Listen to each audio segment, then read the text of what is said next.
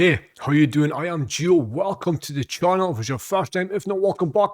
And welcome to making the case for Tim Duncan is the greatest basketball player of all time. So, first of all, on this channel, I am going to be posting anything goes out of my head. Music reactions, travel stuff, vlogs, clips, sports, fitness. And I want to check out some American sports, right? I want to check out some of the American sports, so like baseball, NFL. I'm not calling it football. I will not call it football. NFL and basketball. And I thought, if you want to get into some sports, you look at the best, right? You go for the best. And I had seen a few people doing, I've seen a few reactions to him. Not seen the reactions, but saw a few people had reacted to making the case for Larry Bird is the greatest basketball player of all time. Yeah.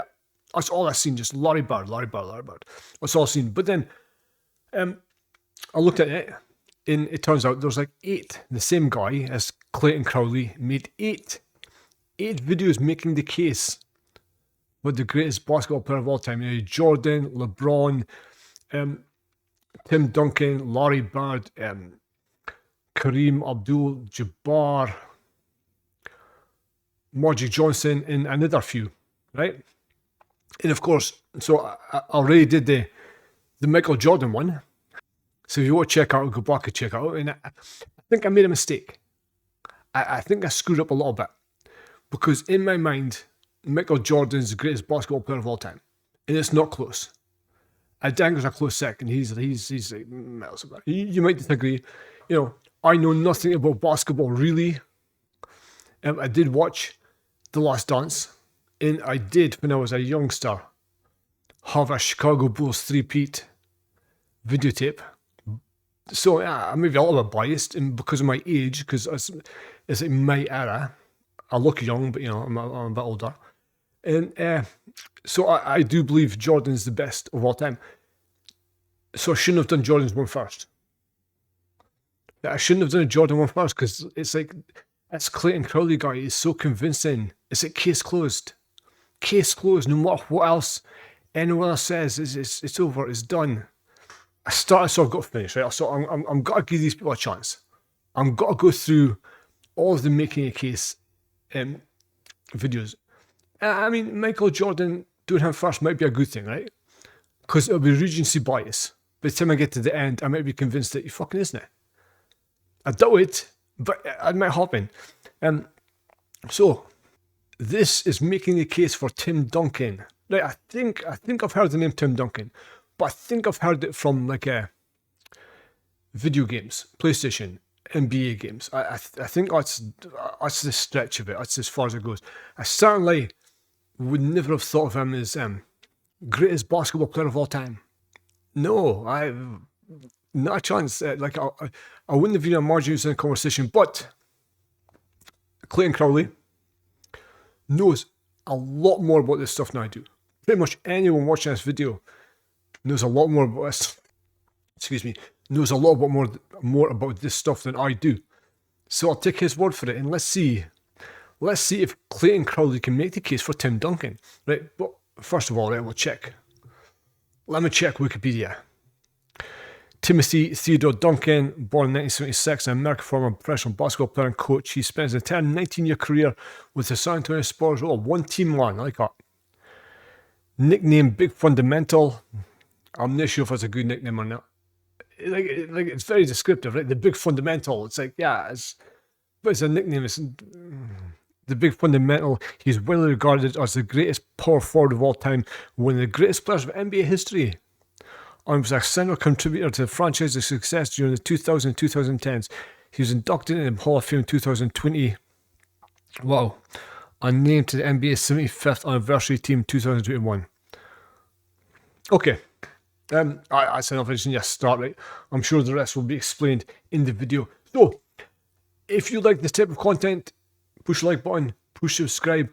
I'm going to be going through all the making the cases. Like, it might take me a while because, my mind kind of wanders sometimes. So I'll get things like an idea and I'll be all in, and I'll go and do something else, and so I'm a little bit I'm not sure what you would call it, but It happens. But I will get through all of the Making the Case episodes, I promise. So, if you want to, push subscribe, push like, leave a comment. Tell me, as far as I'm going to go, there's a list. The guy, Clayton Crowley's got a list. And I'm starting at the bottom and heading up, right? I think the last one's LeBron at the top. So, Tim Duncan's the bottom. So, I'm doing these in that order because I don't know which order to do them in. If you think there's a specific order I should do them in, please comment and let me know. That would be helpful, right? If there's some kind of order that makes it make more sense. I doubt it. I think it's all individual videos, right? So, without further ado, this is Making the Case for Clayton Crowley. Making the case for Tim Duncan as the greatest basketball player of all time. Good luck with that. Is special. The size of the court and the lack of pads or helmets give fans the most intimate experience of a team sport that exists. And because of the different styles that basketball allows for, players develop their own distinct identities and signature styles through their creativity, flair, and athleticism. Yeah, easy to ignore, like football, actual no football, player soccer, succeeds right? alone. Like soccer. The scoring volume and two-way nature of the sport give individual stars a nearly unprecedented amount of control over the flow and outcome of a game. For this reason, players are constantly compared to their peers and to the legends of the past in order to answer the most hotly contested question in the sport. Who's the greatest to ever do it? Michael Jordan. For many, the question's redundant. They believe in only one right answer, their answer. Others might have their own personal stance, but acknowledge one or two alternatives. But I believe that there's much more nuance to the question of greatness and more answers to it than you might think. By my count, there are 8 players in NBA history that have a substantial claim as the GOAT. It's a subjective thing though. I can't give you a definitive answer. All I can do is make the case. So today, I'll be making the case for Tim Duncan as the greatest basketball player of all time. He might be.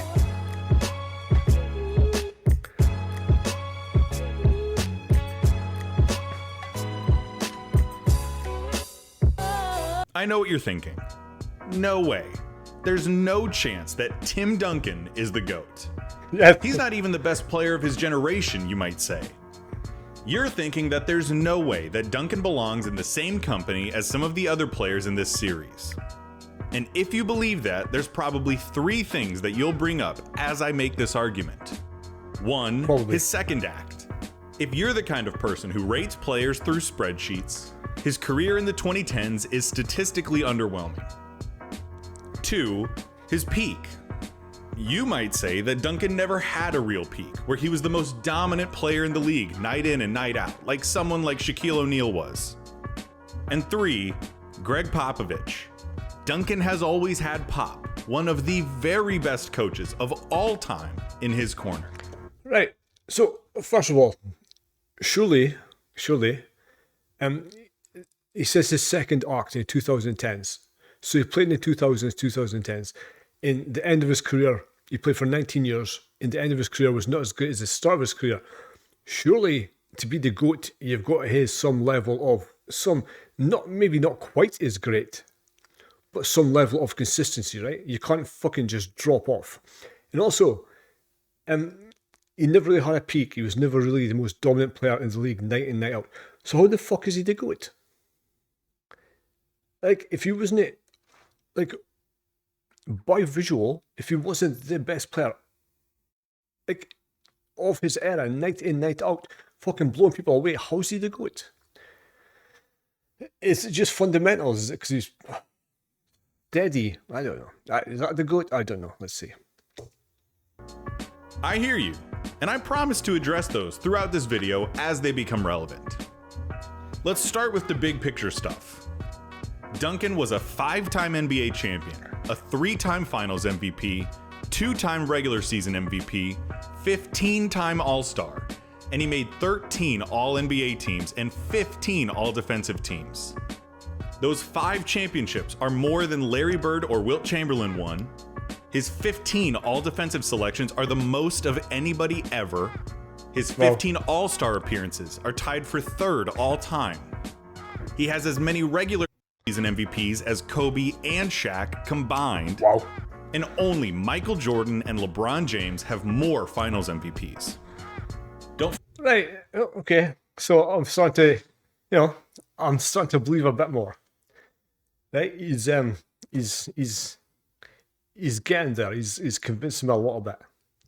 About his college accomplishments though, because remember, Duncan came out of Wake Forest after 4 years, despite people like Jerry West, who said he could have been the #1 pick if he had left after his sophomore year.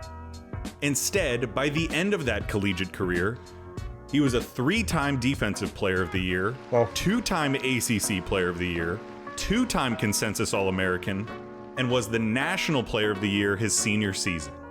And when he heard his name called on draft night, he had left college basketball as its all-time leader in rebounds. That snapshot of a basketball career should be enough to have him at the table of any GOAT conversation. But you're not totally sold.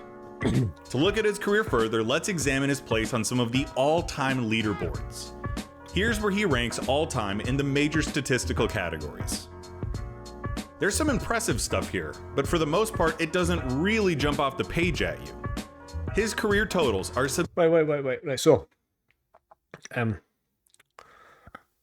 my limited knowledge of basketball, again, comes from the last dance in playing NBA on PlayStation.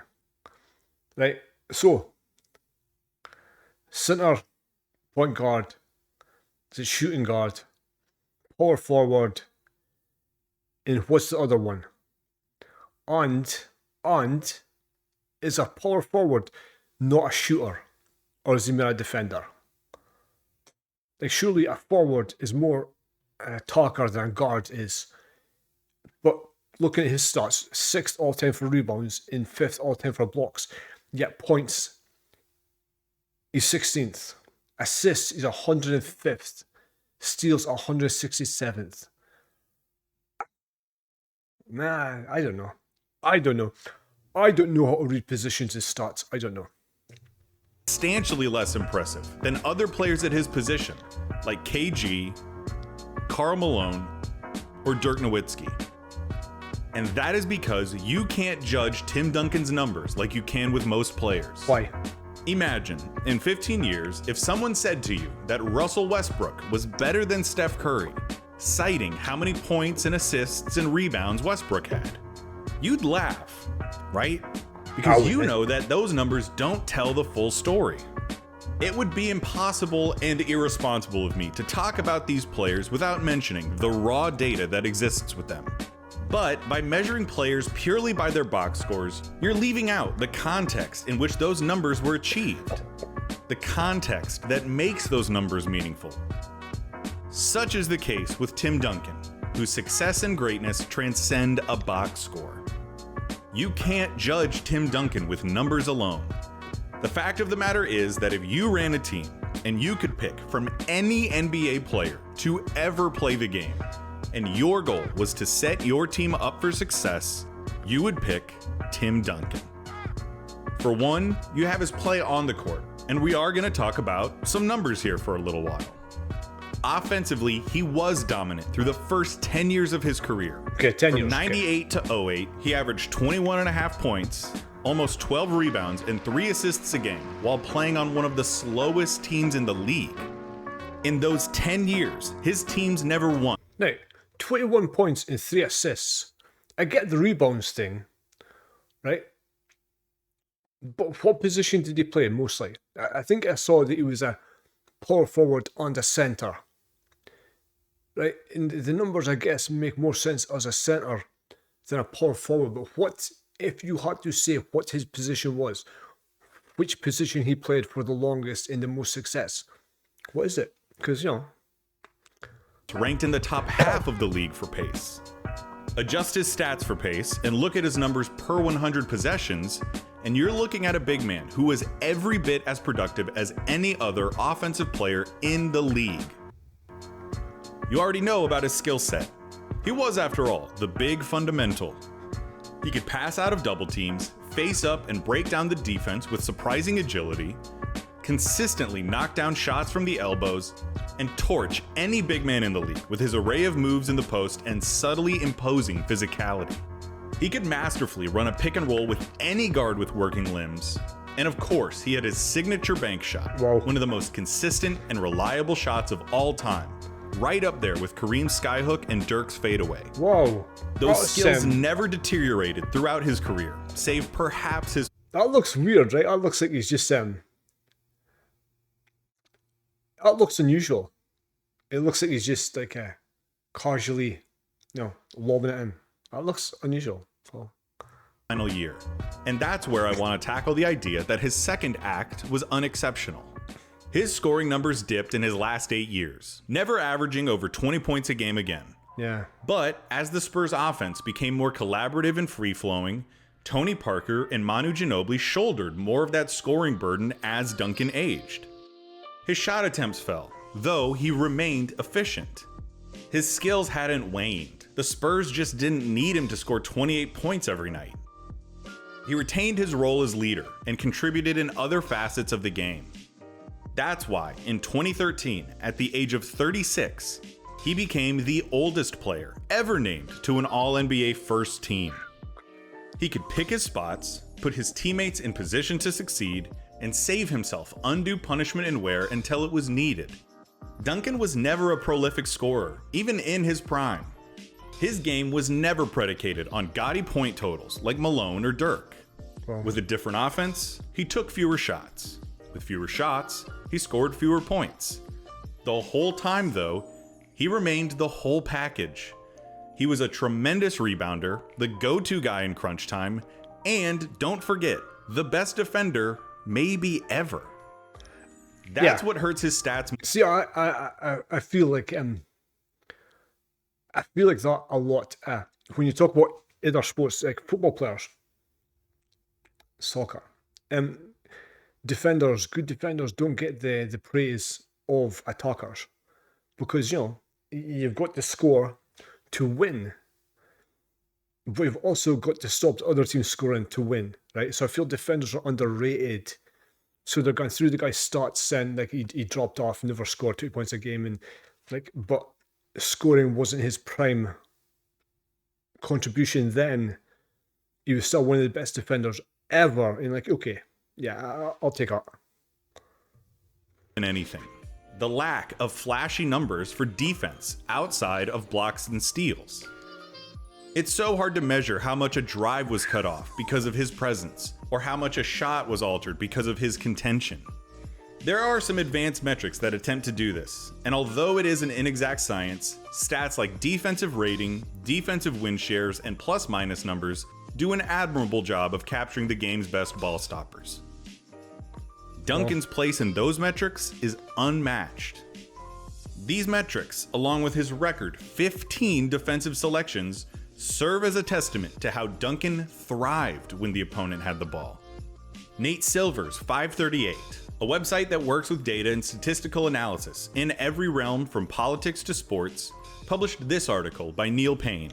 By the way, just I'm pausing too much, but I've heard that a few times recently. If I'm watching some clips, a two-way player. What is a two-way player? I've got no fucking idea. No idea. So if you could tell me in the comments what is the definition of a two-way player, please. In it, Payne crunches several data points to come up with a player's WAR value, or wins above replacement. In other words, how much better were you than an average player? Payne's WAR statistic valued balance above all else, players who succeeded at both ends of the floor. Tim Duncan was the leader by a mile. What does that all mean? It means that Tim Duncan was a tremendous offensive player despite the lack of volume, and one of, if not the, greatest defenders of all time. In short, his value as a two-way player is virtually unmatched in the last 50 years of NBA basketball. There's nothing more powerful than you, making your thing happen. really going for it, doing business. So enough with the numbers. I want to talk about Tim Duncan when it mattered the most, the playoffs. And I want to use this time to dispute the idea that he doesn't belong in the GOAT conversation because he never had a transcendent peak. Look at any numbers, read any article, talk to any fan who paid attention to the game at the time, and you will come to the same conclusion every time. Tim Duncan was a killer in the postseason. Nearly all of his most memorable performances came in the playoffs, and more often than not, came in crucial games when his team needed him most. From his near quadruple double in the 2003 finals to close out the Nets and earn his second championship, to his 25-point first half against the Heat in Game 6 of the 2013 finals 10 years later, there was never a moment that was too big for Duncan. Here are some of his playoff rankings, significantly higher than his regular season stats. That's because 1, he was in the playoffs more than anyone else of his era, and 2, he's one of the best playoff performers in NBA history. His 99 championship run was phenomenal as he tore through a young Kevin Garnett, the newly assembled Kobe Shaq Lakers, Rasheed Wallace's Trailblazers, and the Patrick Ewing-less 8-seed Knicks on his way to being named the second youngest Finals MVP ever. His 0-2 campaign is incredibly underrated as he carried one of the worst teams of his career to 60 wins and outplayed Shaq before being beaten by the 2-time defending champs. 0-3 was his best season, and we'll talk about it in a second. Just know that his running mate David Robinson averaged 8.5 points and 8 rebounds in the regular season, and that Duncan's win shares in that playoff run remained the most of anyone in a single postseason. In the mid to late 2000s, Duncan's teams remained fixtures in the playoffs against competition like Dirk's Mavs, Nash's Suns, and Kobe's Lakers. He repaid the Spurs by leading them to 2 more titles in 05 and 07.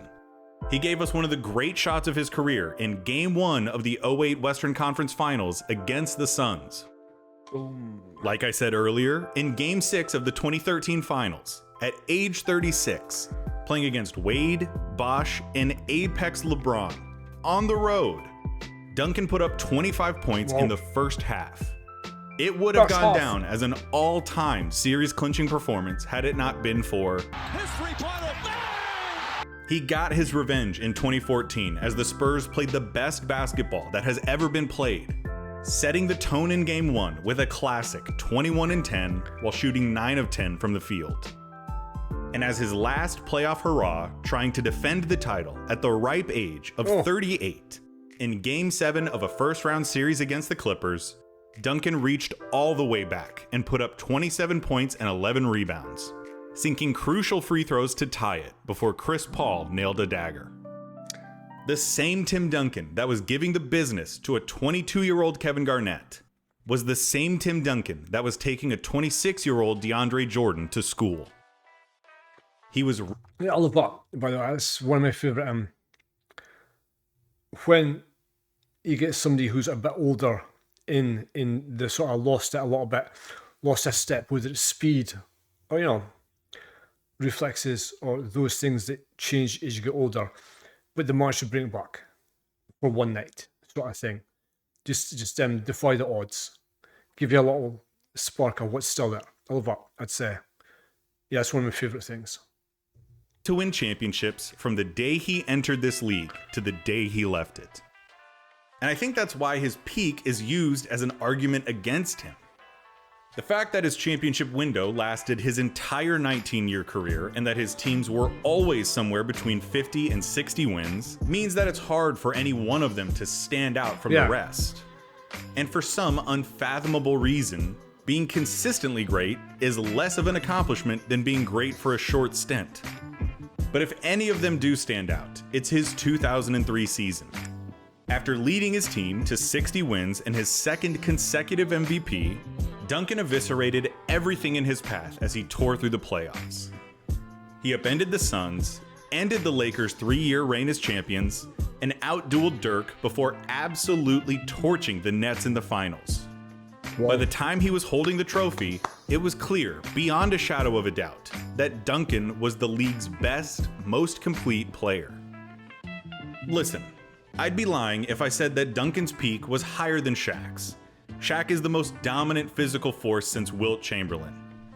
But even still, there has never been a player at his position who has come anywhere near the apex of Timothy Theodore Duncan. The truth is that Shaq was so much more of a spectacle. To watch Shaq at his peak was unlike anything else. To see someone of his size and stature move so powerfully and fluidly is still something of a miracle.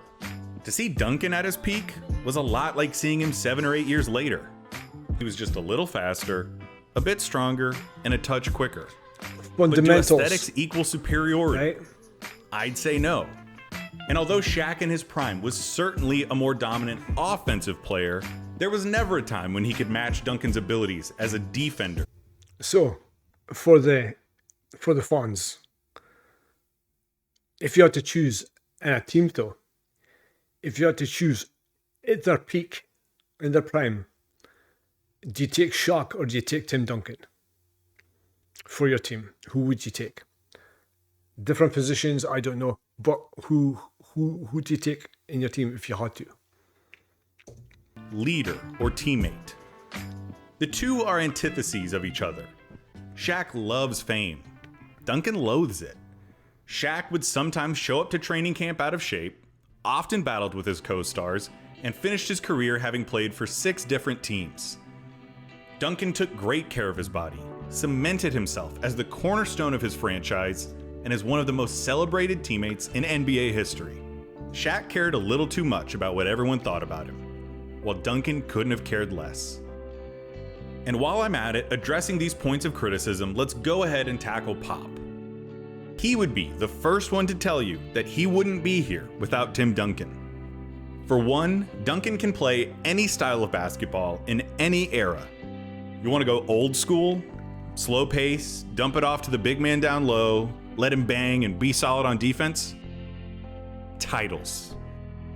Remove the hand checking and illegal defenses, increase scoring, and start moving toward the perimeter? Titles. And when the league went small ball, the pace exploded and shooting and ball movement became more important than anything, the Spurs posted the largest margin of victory in NBA Finals history. Wow. Second, Wow. he can play with any team. Honestly, has any superstar done more with less? Jordan had Pippen his entire run and Rodman for the last half. Bird had McHale and Parrish, Wilt had West and Hal Greer, Russell had Cousy, Jones, and Havlicek, Magic had Kareem and vice versa, Kobe had Shaq and vice versa, and LeBron's had Wade, Kyrie, and Anthony Davis. Yeah. Duncan's best teammates, Tony Parker and Manu Ginobili, combined for 3 third-team and 3 second-team All-NBA appearances. They're great players, and they're both in the Hall of Fame, and not to take anything away from them. But Duncan's most important running mates are the only ones that I've mentioned who weren't on the NBA's 75th anniversary team. Third, and most importantly, Duncan forged the culture of the Spurs. Pop was essential in acquiring players and reinforcing the culture that Tim Duncan wanted, but Duncan was truly the most vital component. The NBA is a star-driven league, and finding a great player who hasn't gotten a coach fired is like finding a good Star Wars movie. They're few and far between. Oh, come on. Oh, come Not on. only did Duncan not get Pop fired, he let Pop coach him harder than any superstar has ever been coached. If Tim had ever thought to himself, you know what, I don't feel like getting my chops roasted in front of everyone today because I didn't box out right in practice, he could have gone right to R.C. Buford and Pop would have been gone. End of story. Would he? But Tim So, understood what Pop was about and trusted him enough to be mentored in an unprecedented way. He set the example for his teammates that no one is immune to criticism and that it is expected of everyone to leave their egos at the door. In 2017, the Spurs SB Nation blog Pounding the Rock spoke to Sam Walker, author of The Captain Class, a book that examines winning culture in sports, from field hockey to rugby. In an exchange, Walker said this: "The book's main conclusion is that the only one factor that must be present in order to maintain greatness over a long period of time is the presence of a particular kind of selfless, Relentless, independent-minded, publicity-averse, emotionally composed captain with strong communication skills. And that's Tim Duncan. Duncan was a pure example of the species. I love Pop, but it's a fact that Tim Duncan was the catalyst that empowered Pop to be what he is now. This isn't Belichick Brady where you can make an argument about who made who. Pop is one of the greatest coaches of all time because of Tim Duncan. Because of Tim Duncan. If you want to take credit away from Duncan by saying that he played for the best teams, you might be right, but that's only because he made them the best team. He gave up touches, let other guys hold the torch, put everyone around him in the best position to succeed, and he enjoyed it when they did. When I said earlier that the thing that hurt Duncan's stats more than anything was a lack of defensive numbers, I lied. The thing that hurt Duncan's stats more than anything Selflessness. the fact that he never gave a shit about stats or awards. Yeah. He wanted his teams to succeed, and he wanted to win. That's it. He was a generational badass with an all-time skill set. The most complete player who has ever played the position of power forward. But if anything has hurt Duncan's perception as one of the very, very best players who has ever played, as a player who is criminally underrated when it comes to conversations like this, and for consideration as the greatest player who has ever played basketball, it would be that he was a mellow dude, a technically savvy big man who did what he did without fanfare, celebrations, or ostentation. It just wasn't him. And you know what? It worked wonders. For his the team. For his team. himself, and for his teammates. Just listen to the way they talk about him. I don't think there's a more beloved teammate than Tim Duncan. He was always the big brother, correcting them when they made mistakes and throwing his arms around their shoulders when things didn't go their way. He led in the most effective way possible, by example. Of all the end of career farewell wishes, this is the one that stuck out to me the most. Apologies for the interruptions in my son's birthday. So we keep getting stuff delivered to the door. My son's birthday on Tuesday. So we keep on getting stuff delivered. And it's, it is what it is. From his former teammate, Brent Bones Berry. He quoted Mark Twain by saying, "To be good is noble, but to show others how to be good is nobler. And no trouble. For your brilliance, TD, I am grateful. For your skills as a player, I am in awe. And for your friendship, I am honored." Former Spurs assistant and former Bucks coach Mike Budenholzer said to ESPN's Kevin Arnovitz, "The magnitude of that, the number of people in this league who have enjoyed opportunity or found fortunate spots, you can trace it back to this one guy, to the way Timmy played ball and the way he conducted himself. The culture is Timmy." The NBA is a league of superstars and dynasties. From Russell to Jordan, from Chamberlain to LeBron, we remember its history through its champions. And in the history of North American sports, no one has been as good for as long as the Spurs. San Antonio's success is completely unprecedented in the world of basketball. Aside from his lockout-shortened sophomore season, Duncan won 50 or more games and qualified for the playoffs in every season of his 19-year career. He finished that career with a win percentage of 71%. That's 19 years of winning over 70% of the games in which you play. It is the best mark across a 19-year stretch that any basketball team has ever enjoyed. In fact, it is the best mark across a 19-year stretch that any team has enjoyed in professional North American sports history. The Spurs' run of success started in 1997, the year they drafted Tim Duncan. Since then, he has been the cornerstone, the engine of the franchise that has perpetually defined what winning culture looks like in and outside of basketball. And so I say again, if you ran a team and you could pick any NBA player from any era and your goal was to win, you would pick Tim Duncan.